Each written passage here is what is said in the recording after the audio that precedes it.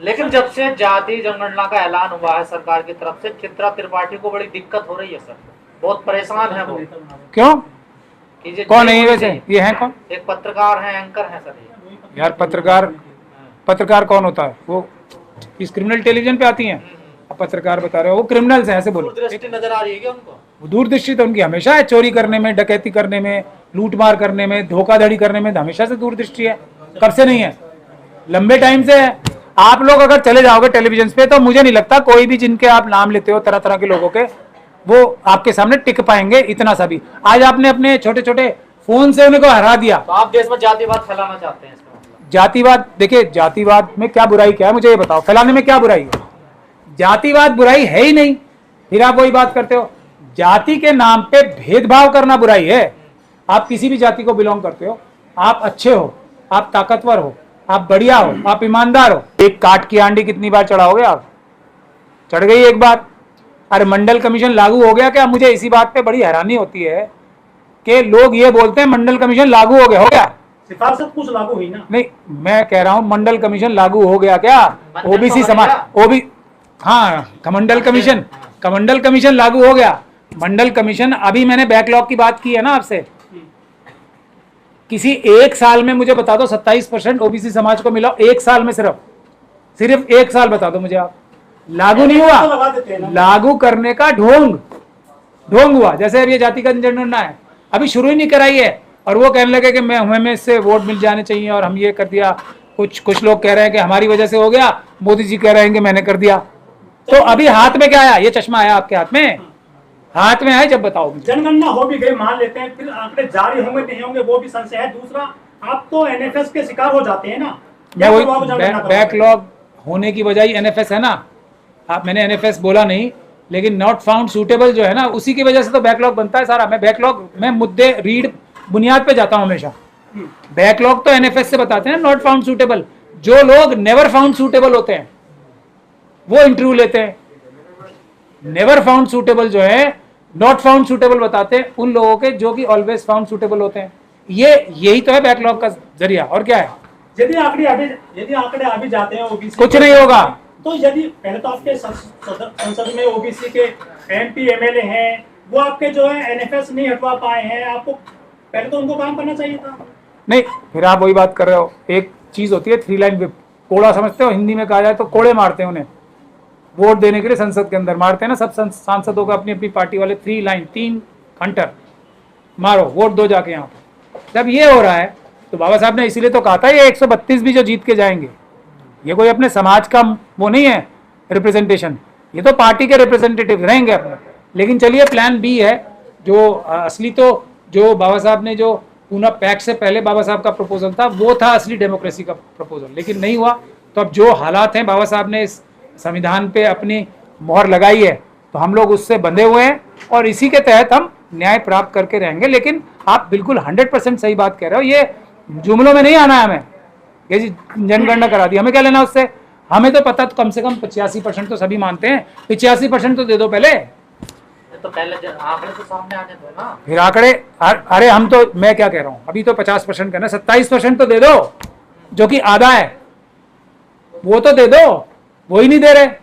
तो असली मुद्दा ये है बैकलॉग से, अगर आप बैकलॉग आज, अगर बैकलॉग एक्चुअली अगर बैकलॉग खत्म कर दिया जाए, मुझे नहीं लगता हमारे पास लोग बचेंगे नौकरियां लेने के लिए और स्कूलों में और कॉलेजों में बच्चे पढ़ाने के लिए नहीं बचेंगे। इतना हमारा बाकी है अभी हक अधिकार जो चुराया हुआ, लूटा हुआ है ये मनुवादी व्यवस्था ने। तो फिर उसके बाद तो 100% की बात करें, लेकिन जो है अभी टेबल पे है उसको तो ले लें पहले हम। तो इसलिए मुद्दे से नहीं भटकना है। मेरा प्रेस कॉन्फ्रेंस बुलाने का मेन मकसद ही आज ये है कि हमें अब अपना बैकलॉग मांगना शुरू करना चाहिए। जातिगत जनगणना तो होती रहेगी, हमें सबको पता है 90% से ज्यादा है, इसमें पता करने की कौन सी बात है? ये बताओ मुझे आप। ये तो सब बोल रहे हो ना, अभी ऑथेंटिक आंकड़े, फिर ऑथेंटिक 1-2% का इधर उधर फर्क, या 92% हो जाएंगे ना, 91% हो जाएंगे। लेकिन क्या सर आपको लगता है इस फैसले से बीजेपी में फूट पड़ जाएगी, 2 भागों में बढ़ जाएगी? नहीं, बीजेपी वाले देखो, अब जो मनुवादी मानसिक विरोध भी करने आ गए ना बीजेपी वाले, तो वो तो सारे विरोध करने आएंगे ना। लेकिन जब उनको बैठ के समझाएंगी आरएसएस भी, मोदी जी भी, भाई मैं दे थोड़ी रहा हूँ, कुछ बोला ही तो है, बस देने की बात का हूँ। या अभी देखो, अभी पूछा तो है सवाल, अभी तो जनगणना शुरू नहीं हुई, उसके बाद आंकड़े रिलीज होंगे नहीं होंगे। अच्छा, आंकड़े रिलीज होके भी हमारे हाथ में तो आ नहीं रहा ना कुछ। जब आंकड़े रिलीज होके नौकरियां आनी शुरू होंगी, पढ़ाई लिखाई में मतलब रिजर्वेशन एक्चुअल लागू होनी शुरू होगी, तभी तो कुछ होगा। वो तो हमारा बैकलॉग ही इतना पड़ा हुआ है, वो तो दो पहले। रिजर्वेशन भी बढ़ाना पड़ेगा ना फिर तो। ठीक, बढ़ाना क्या, 100% रिजर्वेशन है, 100% रिजर्वेशन होना ही चाहिए। नहीं हो रहा तो बेईमानी हो रही है। ये जो इंदिरा साहनी की जजमेंट है, ये इसका क्या है, इसमें जो बुनियादी बात क्यों आती है, ये इसलिए आती है दो वजह से। और इसको 2011 में मैंने बहुत अच्छे से आर्ग्यू किया था केस। नहीं तो सुपर स्पेशलिटी के जो कोर्सेज थे ना, जो प्रमोशन में, जो उसकी बुनियाद, जो बेसिक आर्ग्यूमेंट मैंने 2011 में की थी एम्स वाले केस में। तो उसमें दो चीजें हैं जो हमें समझनी चाहिए। पहली चीज और जो सबसे इंपॉर्टेंट महत्वपूर्ण चीज है, उसके लिए मैं बोल रहा हूं, उसको दंडनीय अपराध बनाना चाहिए। ये रिजर्वेशन के कॉन्सेप्ट के लिए जो ब्रेक लगाने की, अपोज करने की वजह एक ही है कि क्वालिटी में कॉम्प्रोमाइज होता है। क्वालिटी में कॉम्प्रोमाइज नहीं होता, इससे बड़ा झूठ कोई हो ही नहीं सकता। क्वालिटी बढ़ती है रिजर्वेशन से, क्वालिटी हमेशा बढ़ी है रिजर्वेशन से। जहां जहां एक साइंटिफिक इन्वेस्टिगेशन हुई है इस चीज की, जहां रिजर्वेशन हुई है वहां क्वालिटी बढ़ी। तो इस झूठ को हम अगर अकेले झूठ को निकाल दें, फिर रिजर्वेशन तो 100% हो ही गई ना। फिर क्या है?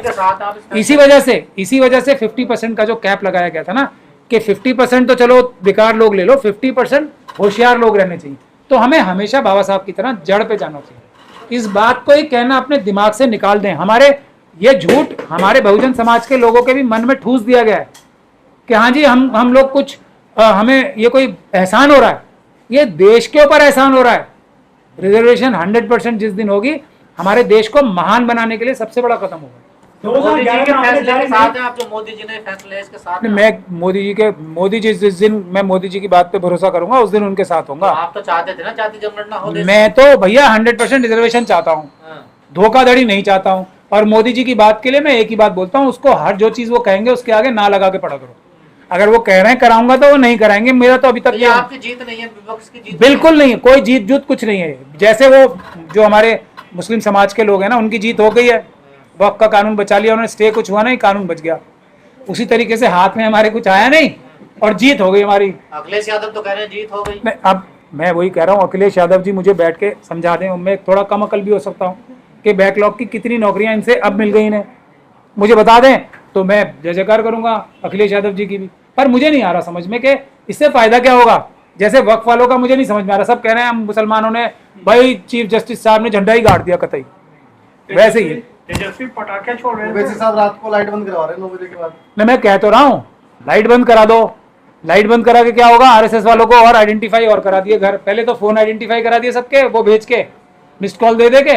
अब घर भी आइडेंटिफाई करा दो, जो 2-4 बज गए होंगे वो भी आइडेंटिफाई करा दिए उन्हें। इससे ज्यादा क्या फायदा हुआ। मोदी जी तो एकदम विड्रॉ करने के लिए तैयार बैठे हैं। पटाखे फोड़ रहे हैं।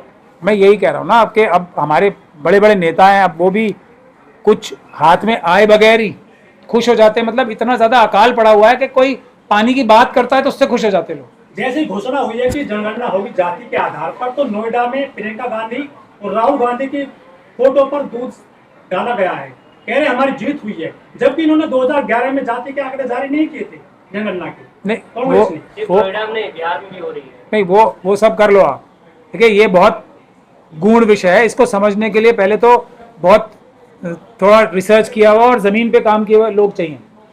तो उसमें सबसे बड़ी बात, तेजस्वी यादव जी और अखिलेश यादव जी क्यों खुशी मना रहे हैं मुझे समझ में नहीं आता। मुझे बिल्कुल, मैं माफी चाहता हूँ, मुझे समझ में नहीं आता, क्योंकि इससे हाथ में कुछ नहीं आ रहा। कह रहे जीत हुई है हमारी। क्या ये पहले से मांग कर रहे थे ना? मांग कर रहे थे? मांग हमें 100% जो है 100% रिजर्वेशन की मांग है हमारी, या जनगणना की मांग? जनगणना तो हमें पता ही है कितनी है। बताओ किसको नहीं पता। 1931 से लेके आज तक पता नहीं किसी गाँव में। नेहरू बंद कराए थे जातिगत जनगणना की जो होती। बंद कराओ या खोल दो, उससे फर्क पड़ रहा है। काशीराम जी ने 85% बनाई थी, अब तो 90% हो चुकी है। तो काशीराम जी को नहीं पता थी? कांग्रेस के हाथ से मुद्दा चला गया है जनगणना वाला। नहीं, मुद्दा कांग्रेस के हाथ में कभी आ ही नहीं सकता। देखो मुद्दा नहीं है ये बहुजन समाज के लिए सबसे बड़ा, मतलब ये जीवन मृत्यु की बात है ना। 100% रिजर्वेशन से वोट लेते रहो तुम। वोट तो किसी को मिलेंगे ही नहीं जब तक ये चुनाव मशीनों से हो रहा है। वोट तो 20% कटेंगे ही कटेंगे, वो तो ये तो अलग कहानी है। लेकिन जो बुनियादी बात यह है, मैं सभी नेताओं से करबद्ध निवेदन कर रहा हूँ, मुझे भी थोड़ा समझा दें कि इससे किसी भी ओबीसी समाज के हाथ में, किसी भी हमारे बहुजन समाज के हाथ में इस जनगणना कराने से कुछ चीज आ गई क्या? अनाउंसमेंट से आ गई जो पटाखे छोड़ रहे हैं? बिहार में चुनाव जो हो रहा है, जाति गणना फर्क नहीं पड़ेगा क्या? क्या फर्क पड़ेगा वही तो पूछ रहा हूं मैं। मोदी जी की तरफ जाएंगे सारे। किसको नहीं पता कि हमारी संख्या 90% है बिहार में? किसको नहीं पता? बिहार में तो ऑलरेडी हो नहीं चुकी है। बिहार में क्या होगा पता है ना? नौकरी मिली उसके एवज में, वो बताओ आप। ये है मुद्दा कि ये जो नीतीश कुमार जी की सरकार है, मोदी जी की सरकार है, जब जनगणना हुए आज करीब 1-1.5 साल तो हो ही चुका है ना, कम से कम कितना टाइम हो गया, उसके फायदे में उसकी वजह से एक नौकरी मिली हो ज्यादा तो वो बताओ मुझे। नौकरी चाहिए, पढ़ाई लिखाई के लिए हिस्सेदारी चाहिए, जो बिजनेस है उसमें हिस्सेदारी चाहिए। भाई जनगणना करा के होगा क्या? नौकरियों के लिए और रिजर्वेशन के लिए तो हो रही। रिजर्वेशन के रूप में हमारे हाथ में एक चीज नहीं आई और हम पटाखे बजाएं तो बजाते रहो। पटाखे बजाने का शौक ये है। कहते हैं कि मुसलमानों का भी आरक्षण करेंगे। फिर वही बात, मुसलमानों का मैं क्या कह रहा हूं, सबका आरक्षण, ब्राह्मणों का आरक्षण मैं बोल रहा हूं 2.5% होगा। मैं लड़ूंगा सबसे ज्यादा उनके लिए। 2.5% अगर है तो, अगर 1.5% है तो 1.5% के लिए मैं लड़ूंगा सबसे आगे जाके। राजपूत समाज के लिए मैं लड़ूंगा जाके कि इनका भाई 2% है, 2 कोई नहीं देगा तो उससे हमारी सबसे बड़ी दुश्मनी है, देना पड़ेगा। 2% कहते हो तो 50 ले रहे हैं ना। फिर वही बात, जिसकी जितनी संख्या भारी उतनी उसकी हिस्सेदारी। 2% है, हम घर पे जाएंगे, दरवाजा खटखटाएंगे, मान्यवर ये रहा आपका 2%, ये रहा आपका 1.5%। आरक्षण को लेकर सबका कहना है कि आरक्षण जो SC ST ओबीसी को हैंडीकैप बना देता है, इस पे तक क्या कहेंगे? मैं अभी तो उसके लिए कह रहा हूं, इसको दंडनीय अपराध बनाना चाहिए। देश के खिलाफ सबसे बड़ी साजिशों में से एक साजिश है।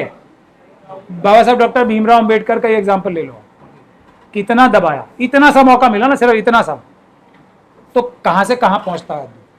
जिस व्यक्ति को, अगर हम 100 मीटर की रेस में, बहुत बार समझा चुका हूं इस बात को, 100 मीटर की रेस में हमारे लोग जो शुरू करते हैं ना, वो शुरू करते हैं 50, 60, 70, 80 मीटर पीछे से, और फिर ऑलमोस्ट हम लोग 5 मीटर पीछे होते हैं जब 100 मीटर की रेस होती है। तो हम डबल, कम से कम दुगुना कैपेबल हैं हम, कम से कम दुगुना, क्योंकि हमारी रेस ही हम पीछे से शुरू करते हैं ना। फिर भी हम ऑलमोस्ट बराबर, क्योंकि इसमें भी सर्वे हो चुके हैं ना, 5% का सिर्फ फर्क होता है ओबीसी और ये जो कट ऑफ मार्क्स है ना, उसमें 2.5% या 5% का फर्क होता है। और पीछे हम कहां से शुरू करते हैं? 100% पीछे से शुरू करते हैं।